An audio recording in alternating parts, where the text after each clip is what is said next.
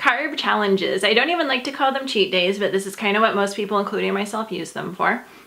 When you're on the ketogenic diet, once you've gone 4 or 5 or 6 weeks, you will probably be fat adapted, which means that you can have like one meal or one thing that's really high in carbohydrates as a cheat or a carb challenge or a carb refeed. And I've actually found that it kind of helps my mood. It helps me, I don't know if it's the reason why I'm still like a year later doing great on keto, is about once a month I have a carb challenge. So carb challenges are something that you can do once you're fat adapted.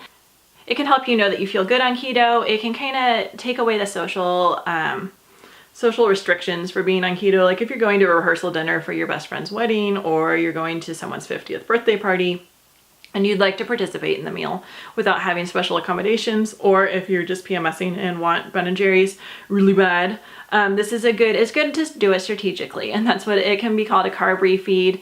And this is something that people can even use to break a stall, and it sounds counterintuitive. Like usually after a carb refeed or a cheat meal, your weight will go up, but then sometimes it'll just like, I don't know if it messes with your hormones or what it does, but then your weight will fall way back down once you're back on keto and back eating how you normally were. So just kind of a way to metabolically shake things up.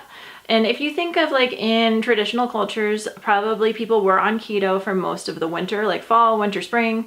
And then like when that summer fruit hits, it's probably pretty natural for us to go in cycles of sometimes being carb burners, where if you're eating like fresh fruit, a couple servings a day, you're not going to be in ketosis. That's over most people's limit of what will keep them in ketosis. But the fruit's there. And so I think that probably our natural state is to occasionally reintroduce carbs a little bit, and you're just going to have to try it and see how this feels for you.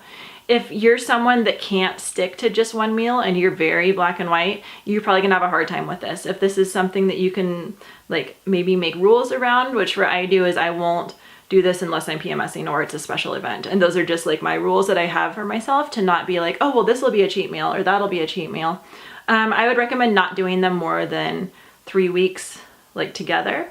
So you'll just really want to use your symptom tracker and track your symptoms, but know that you don't have to be on keto for years with absolutely no cheats whatsoever. Most of you guys will be able to do this once a month. But if you're finding that it's once a weekend or once a day, then that's no longer the ketogenic diet and you're not going to be getting the benefits from it. So I just wanted to talk about carb refeeds, cheat meals, whatever you want to call them. I encourage you to just kind of give it a try, see how you feel, and see what works for you. Thanks for joining me. I'll see you back soon.